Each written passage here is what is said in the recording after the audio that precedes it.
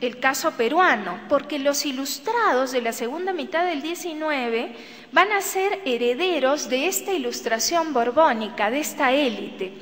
Muchos de los proyectos que se plantearon en ese momento quedaron truncos cuando sobrevienen las guerras de independencia, la época del caudillismo, pero a fines del siglo XIX, inicios del XX, muchos de estos proyectos se retoman, como se ha venido demostrando con los estudios. Ahora, evidentemente, esta construcción de una sociedad moderna, burguesa, se da dentro de una estratificación social estamental, profundamente desigual.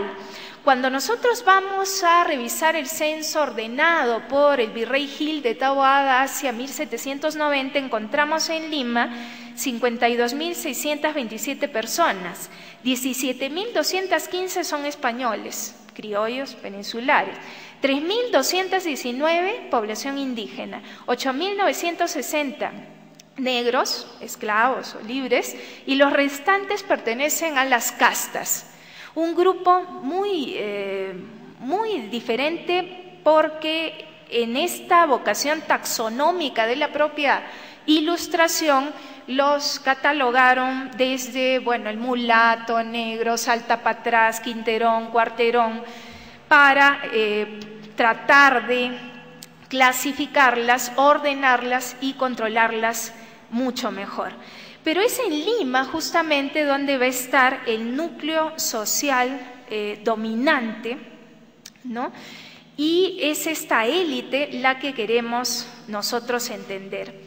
Voy a saltar toda la parte destinada a entender cuál es la composición y las características de la sociedad en Lima, en el Perú, en ese momento, pero lo interesante es que esta élite, en su visión del país, que además está discutiendo con lo que dicen los autores europeos en ese momento, está contestando a las ideas también de superioridad que manifiestan en sus textos los diferentes autores europeos, al responder a esto y buscar establecer una identidad, se remontan incluso al pasado incaico, al imperio de los incas. Pero este remontarse contrastaba tremendamente con la visión negativa que se tenía de la población indígena. El indio era litigioso, borracho, era indolente, y toda una caracterización sumamente negativa que contrastaba con esta imagen gloriosa que se heredó durante el siglo XIX. Como dice una autora nuestra, Cecilia Méndez, esta fórmula, incas sí, indios no, reflejaba la construcción de este nacionalismo. Para simplemente poner un caso, porque hay muchos otros. Muy bien. Dentro de este contexto, ¿cómo encontramos esta modernidad política, estas transformaciones en la cultura política?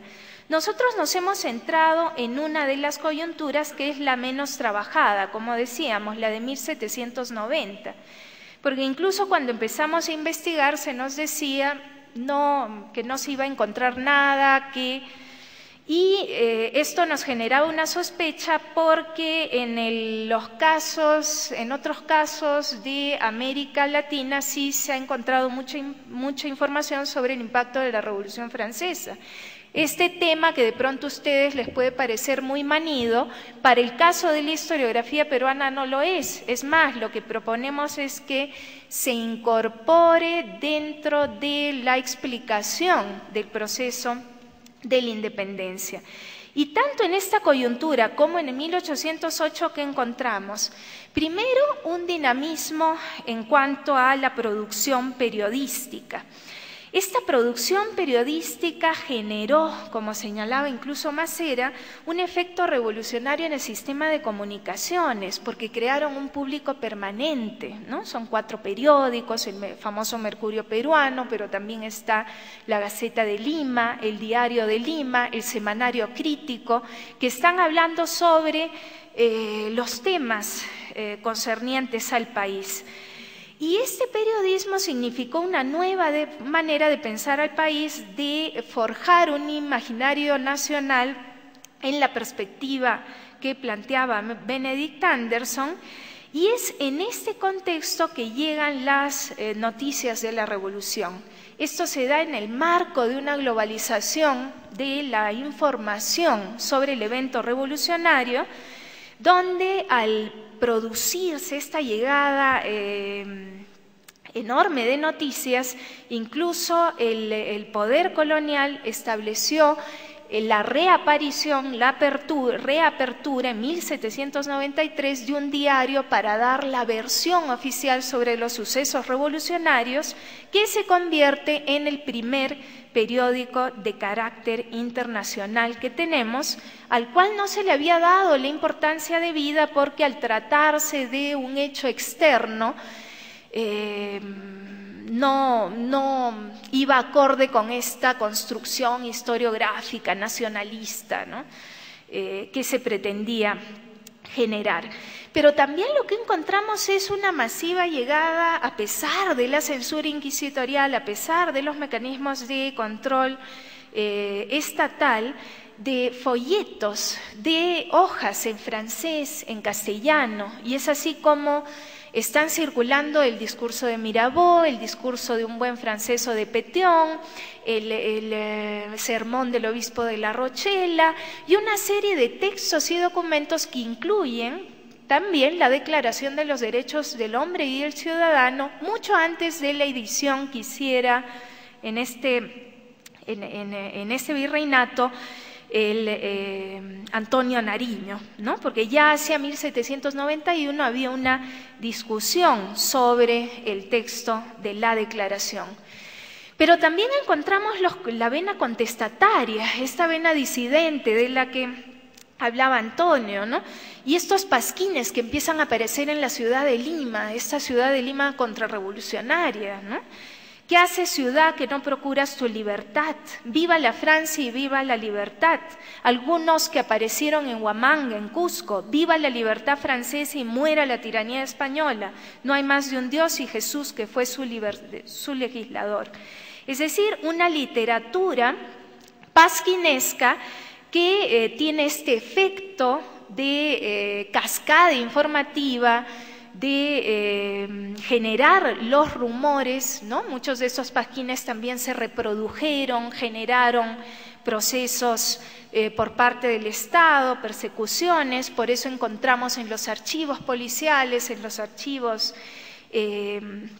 estatales de la represión, esta nutrida información que también corría a través del correo.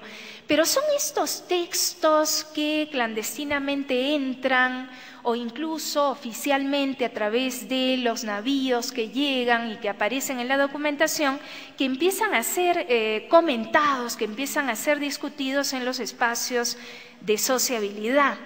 En este momento tenemos los cafés, las fondas, las pulperías. Son espacios de diferente característica.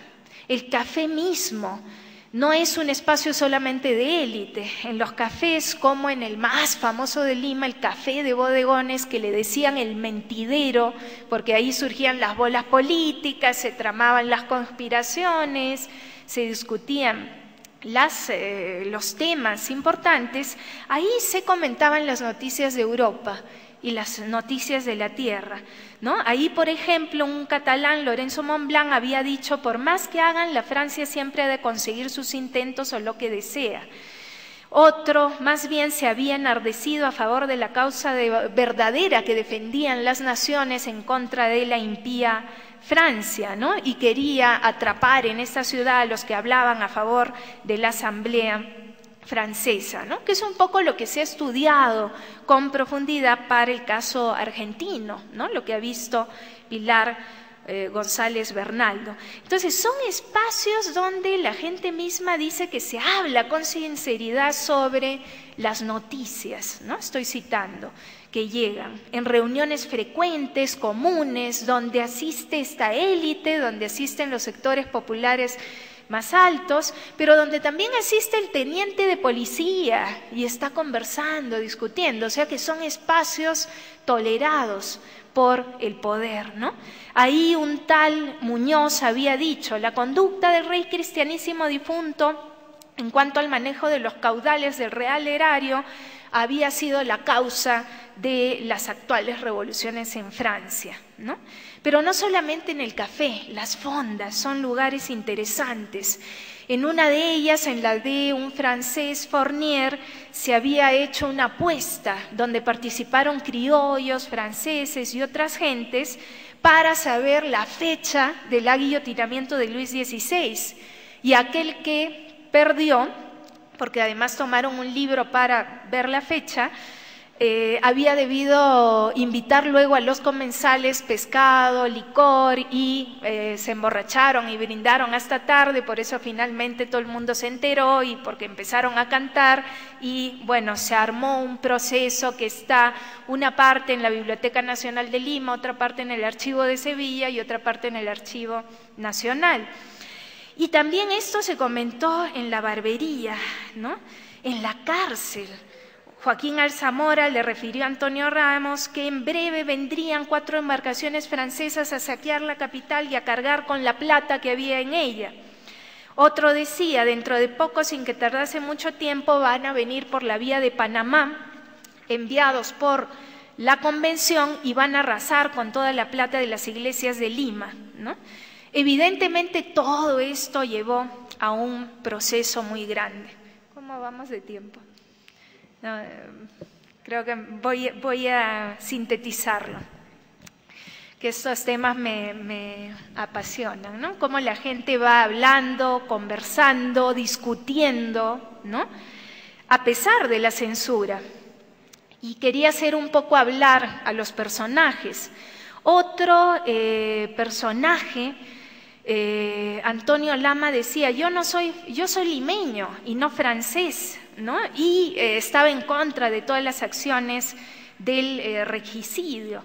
En otra fonda, la de las ánimas, un peninsular intentó conversar de las noticias que venían de Francia y otro personaje se negó diciendo que no quería hablar de ese tema, de ese asunto, porque era muy peligroso. Incluso los curas estaban involucrados en todo en toda esta discusión, y uno de ellos había expresado que el cobrador de rentas del monasterio de la Purísima, José de Columna, había hablado de las actividades de algunos franceses jacobinos y asambleístas en Lima, y que en la ciudad había muchos de ellos, ¿no?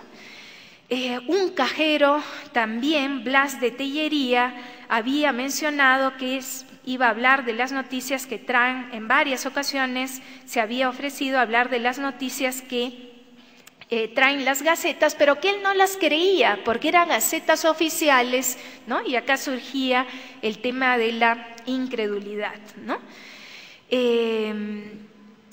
Incluso, bueno, hay muchos más casos en la cárcel, cerca de la Inquisición, en la iglesia catedral, cuando fueron puestos los pasquines, donde los relojeros, los hojalateros, la gente de la ciudad está conversando de los acontecimientos políticos del momento.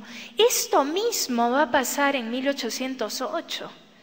¿No? Estas mismas características las encontramos ya investigadas por un historiador tradicional como Nieto, uno mucho más moderno como Víctor Peralta, y entonces es un espacio donde no solamente está esta discusión oral, donde se mezcla el rumor, se mezcla la conversación, sino también los textos escritos que van llegando, que van siendo reproducidos, que van siendo traducidos, ¿no? Creando todo este ambiente.